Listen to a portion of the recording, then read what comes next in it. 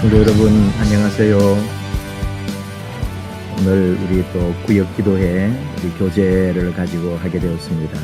오늘은 17주 성교를 명하신 예수님인데요.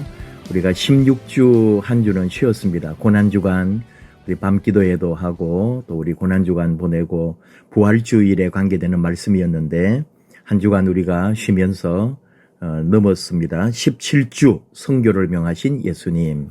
고난주간 동안에 밤기도에 또 열심히 참여해 주시고 또 부활의 날 주님의 부활을 함께 기뻐하고 축하하고 함께 영광 돌린 귀한 지난주였습니다. 이제 새롭게 부활하신 주님이 우리에게 성교를 온 땅 끝까지 이르러 복음의 증인이 되라고 하시는 우리 주님의 명령을 따라서 이제 가려고 합니다. 오늘 주시는 마태복음 28장 16절에서 20절 말씀으로 우리 교제 17주 성교를 명하신 예수님 함께 나누기를 원합니다. 사도신경으로 우리 신앙을 함께 고백합시다. 나는 전능하신 아버지 하나님 천지의 창조주를 믿습니다.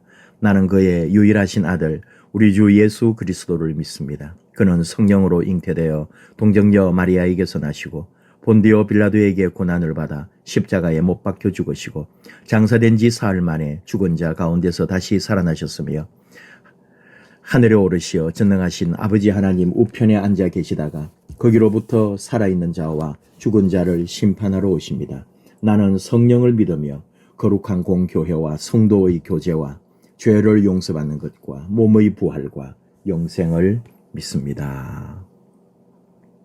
아멘. 찬송은 171장인데요. 이게 부활절 연결된 찬송이죠. 계속 이어지는 거니까. 여러분도 들으시면은 잘 아실 수 있는 그런 곡인데 하나님의 독생자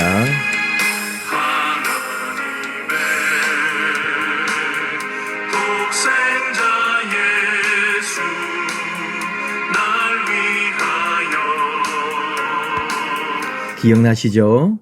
이 찬양 꼭 마칠 때에 같이 불러주시면 좋겠습니다. 기도도 되고 또 주제가 될 텐데요.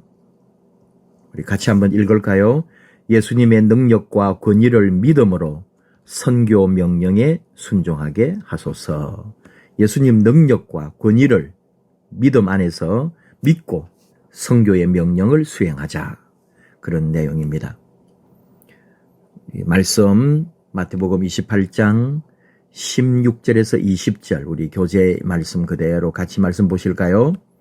11 제자가 갈릴리에 가서 예수께서 지시하신 산에 이르러 예수를 배웠고 경배하나 아직도 의심하는 사람들이 있더라.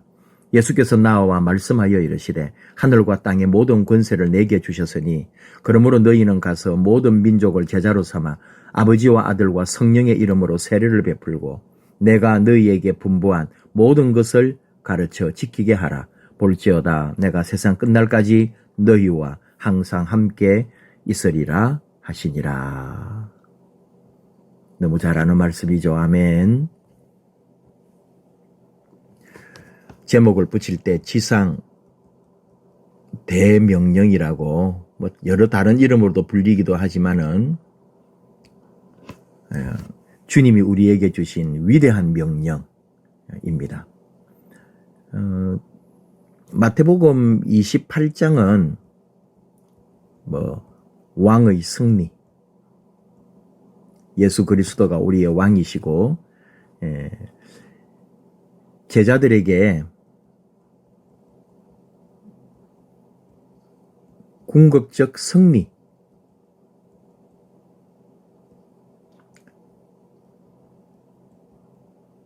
확신을 준다. 잠깐 말씀 한번 볼까요? 11 제자, 가룟 유다가 없기 때문에 11 제자가 됐죠. 예수께서 지시하신 산에 이르러서 어느 산인지는 모르지만은 갈릴리 쪽의 산이었다. 예수를 배웠고 경배했다. 그래도 아직도 의심하는 사람도 있었다. 왜냐하면 예수님의 부활을 직접 보지 못하고 듣기만 한 사람이 아닐까. 이 사람들이 제자들일 수도 있는 거죠. 예수께와 이제 말씀을 같이 나누고 모든 민족을 제자로 삼아라. 모든 민족을, 세상의 모든 열방을 제자로 삼아 아버지와 아들과 성령의 이름으로 세례를 베풀고, 이게 이제 삼위일체의 근거가 되는 말씀도 되겠죠.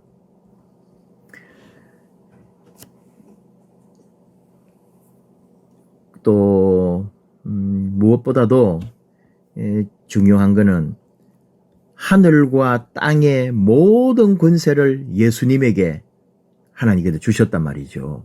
이제 이 권세를 가지고, 그러므로 이 권세 앞에 있기 때문에, 이제 권세를 가지고 있기 때문에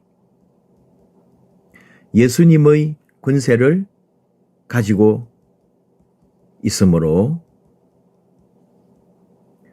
이제 이 권세 때문에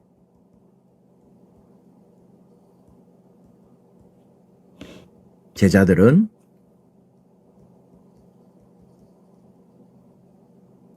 절대적 확신이라 할까요? 가지게 되는 거죠. 하늘과 땅의 모든 권세를 주님이 가지고 계시기 때문에. 그래서 이제 모든 민족을 제자로 삼아 제자를 만들라. 강하고 이제 나아가는 거죠. 예수님의 부활을 이제 믿고 알게 된 겁니다. 예수님의 부활을 생각하면은 무덤이 비어 있었죠.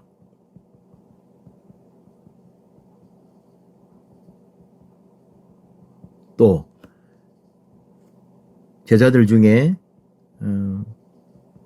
만남을 갖는 거죠.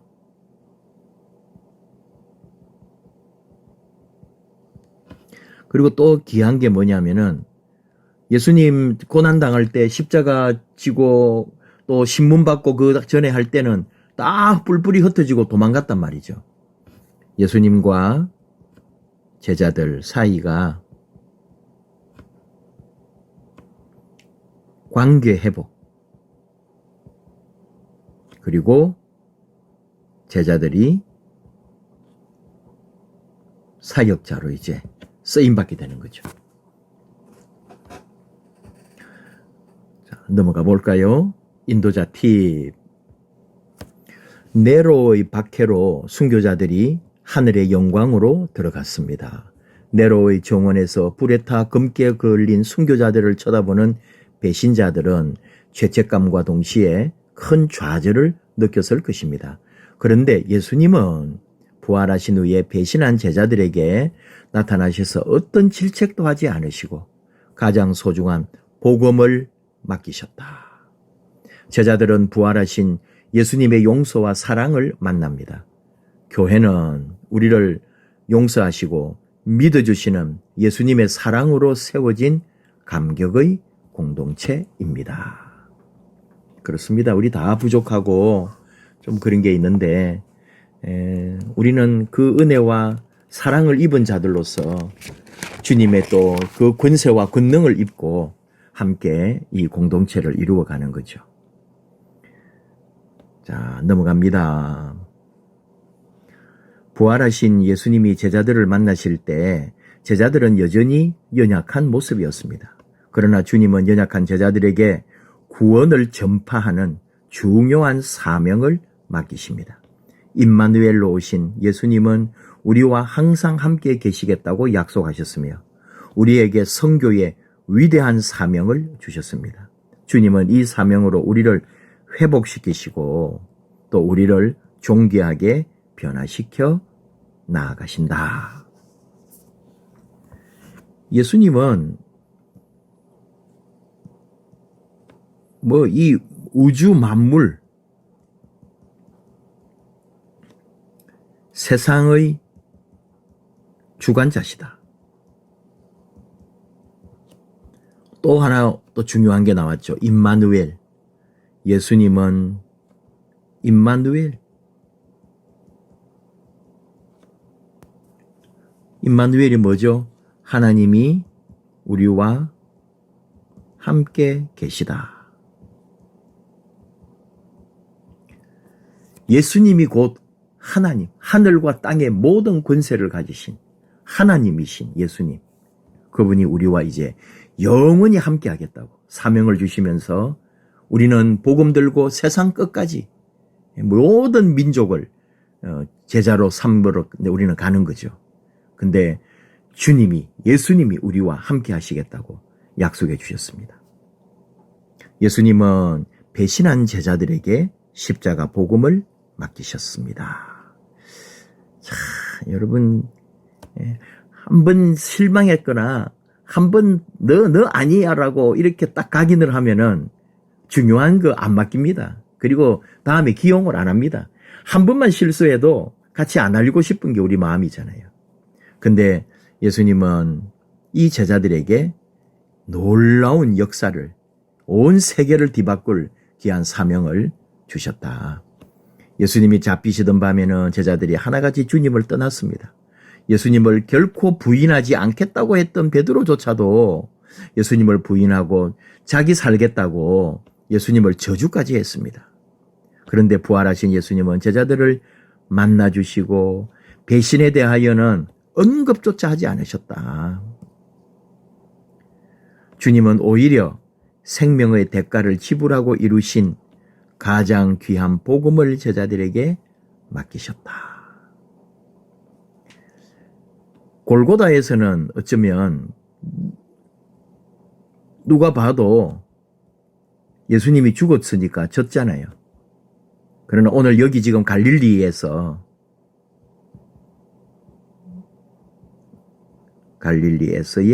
승리로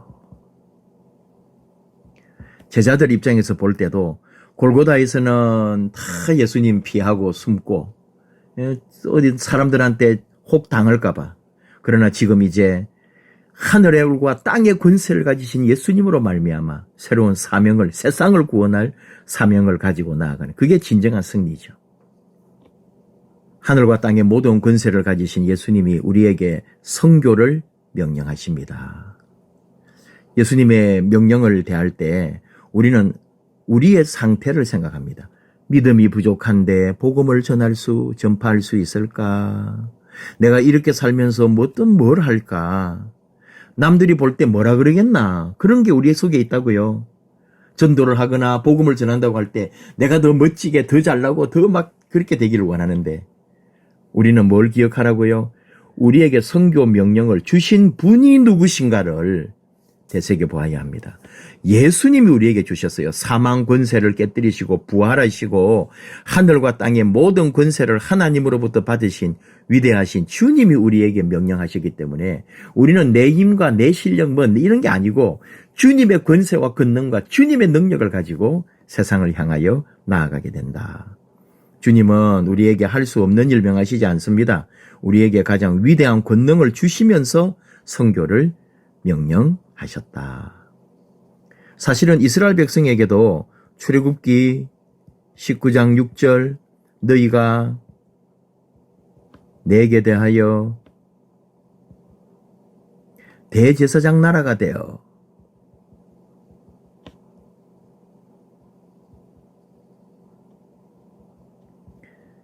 대제사장 나라가 되며 거룩한 백성이 되리라. 그러셨잖아요.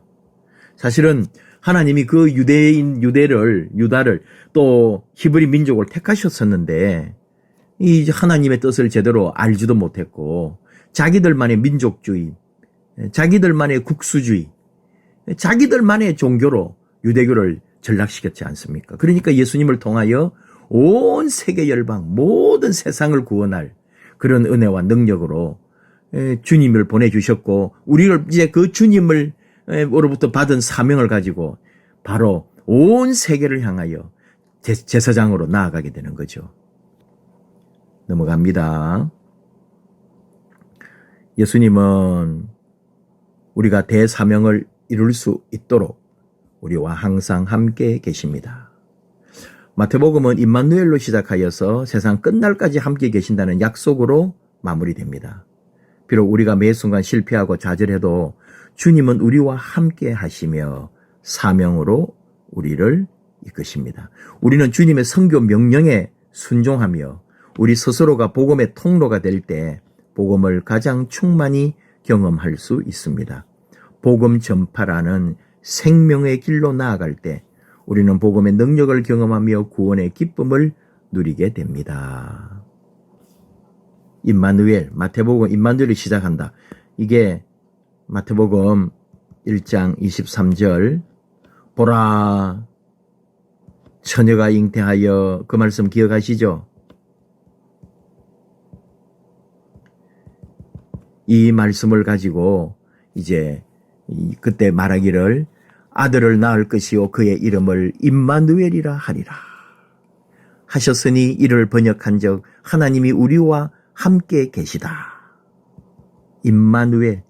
이거 시작할 때 1장에서 임마누엘의 하나님, 우리와 영원히 함께 하시는 하나님, 바로 예수님이 태어날 건데 임마누엘이 될 거다. 주님이 약속하시는 오늘 마지막에 이 마태복음 28장에서 내가 너희와 세상 끝날까지 함께 하겠다고. 결국은 임마누엘 하겠다고. 이게 이 마태복음을 기록한 마태는 임마누엘의 하나님, 임마누엘의 예수 그리스도를 우리에게 지금 소개해주고 가르쳐주고 있는 거죠. 그분이 함께 하신다. 그러니까 이 위대한 일을 감당하는 데 있어서 예수님이 함께 하시는데 우리가 두려워할 이유가 없고 걱정할 필요가 없는 거죠. 근데 참 오늘 우리 시대는 여러분 좀 아픔이 있어요. 예수님의 제자가 되고 사명자가 된다는 것은 예수님이 그러하셨던 것처럼 어려움, 이게 뭐 고난이라고 할까요? 어려움을 감수하겠다고 하는 거 아닙니까?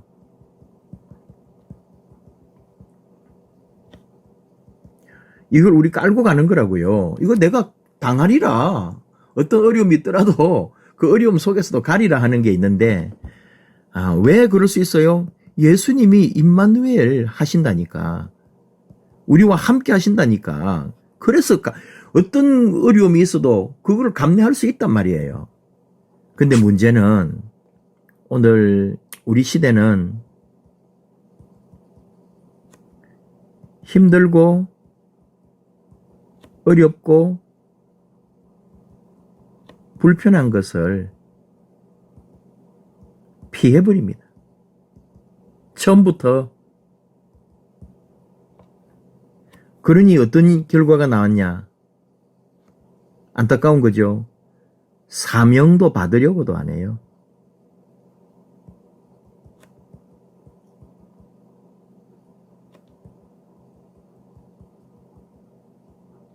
오늘 우리의 시대가.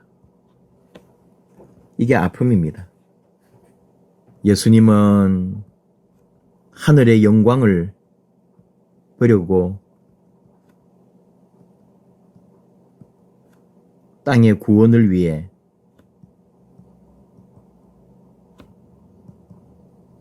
십자가의 고통, 죽음을 받아들이셨다.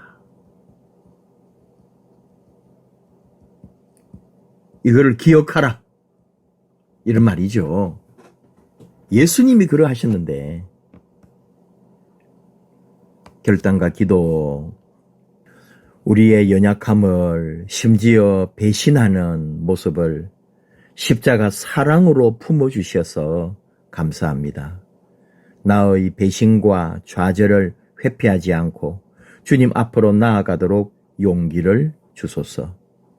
가장 귀한 복음을 맡겨주신 사랑, 그 귀한 용서에 응답하며 임마누엘의 능력을 경험하게 하소서. 아멘.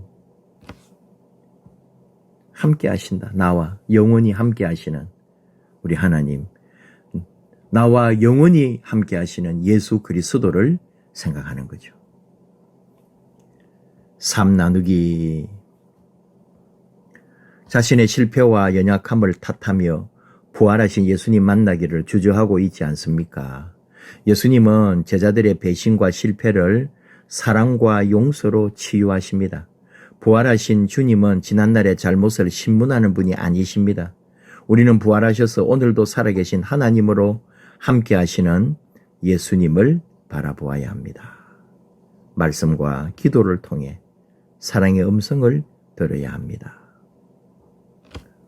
부활하셔서 오늘도 살아계신 하나님으로 함께 하시는 예수님. 이 얼마나 귀한 고백이에요. 하나님과 하나이신 예수 그리스도. 예수님이 곧 하나님이시다. 그를 바라봅니다. 그가 우리와 함께 하실 겁니다. 이번 선교 명령을 부담스러워하고 전도할 능력과 용기가 없다고 생각하지는 않습니까? 선교 명령은 하나님께서 연약하고 실패하는 우리에게 복 주시는 놀랍고 신비로운 은혜의 도구입니다. 우리와 동행하시는 예수님을 믿음으로 이 명령에 순종할 때 우리는 하나님의 목적을 이루는 삶을 살아가게 됩니다. 하나님의 뜻이 이끌어가는 삶을 살게 되는 거죠. 우리 삶의 주인이시며 만물의 창조주이신 예수님이 우리와 함께 하심을 믿고 부활의 주님을 따르는 것이 선교 명령에 순종하는 길임을 알아야 한다. 전도 생활이나 또는 선교 사명 이거 다 이렇게 연결해서 얘기하는 건데요. 가르쳐 지키게 하라 그랬잖아요. 세례를 주고 가르쳐 지키게 하라 그랬는데 이게 단순한 성경 지식 전달은 아니다. 뭐 주입하는 게 아니다. 교회 학교 선생님들 뿐만 아니라 교회에 어떤 가르치는 자리에 있는 사람들도 오늘날은 세상에 어떤 지위나 자리가 있는 걸 더 원해요. 사회적 어떤 자리.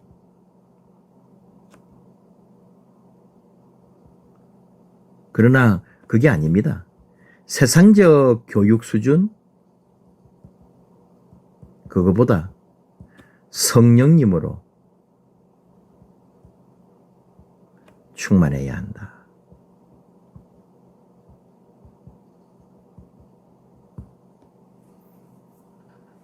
결국은 성령님께서 함께 하셔야 되는 거죠. 성령의 권능을 입고 이 사명을 어떤 어려움도 내가 다 감당하리라 하면서 가게 되는 거죠. 예수님께서 그 예수님을 자꾸 떠났고 부활한 예수님을 만나고도 자기 집으로 일하러 간 사람들 아닙니까? 근데 예수님은 다시 부르셔서 이들에게 사명을 주시고 더 앞으로 이제 주님의 복음을 위하여 자신을 내어놓는 삶을 살도록 이들이 있었기 때문에 오늘 2000년 동안에 우리 복음의 역사, 세계 역사의 판도와 흐름이 다 바뀌어지는 하나님의 놀라운 일이 일어나게 되는 거잖아요. 오늘 우리가 그 일에 쓰임받은 거 감사하고 우리도 지금까지 2000년 동안 복음 전하면서 숱한 어려움과 고난과 자기의 모든 것을 드린 그 삶들을 생각하고 무엇보다도 우리 예수님 그가 하신 가장 낮은 자리에 가장 힘든 자리에 심지어 고통과 고문을 당하면서 죽음의 자리에 자기까지 내놓으면서 하나님의 뜻을 이루려고 했고 복음의 주인공이 되신 우리 예수님을 생각할 때 우리도 그렇게 살아가는 날 동안에 영원히 함께 하시는 예수님과 함께 세상의 것 좀 더 내려놓고 걱정하지 말고 하나님의 그 은혜와 사랑 그리스도의 진리의 복음을 전하는 일에 함께하는 우리 모두가 되기를 축복합니다. 기도합니다. 아버지 하나님 감사합니다. 이렇게 부활절 보내고 우리 부활하신 주님이 제자들에게 명령하신 것처럼 우리에게도 이 복음적 선교적 사명을 감당하라고 하시는 말씀으로 듣습니다. 언제나 선교적 사명을 놓치지 않게 하여 주옵소서. 소소한 일들 때문에 낙심하거나 또는 마음 상하지 말고 위대한 명령 앞에 온전히 순종함으로 하나님의 나라를 위하여 더욱 큰 걸음으로 나아가는 우리가 되게 하여 주시옵소서. 감사합니다. 찬양합니다. 할렐루야. 임마누엘의 하나님, 언제나 우리와 함께하여 주옵소서.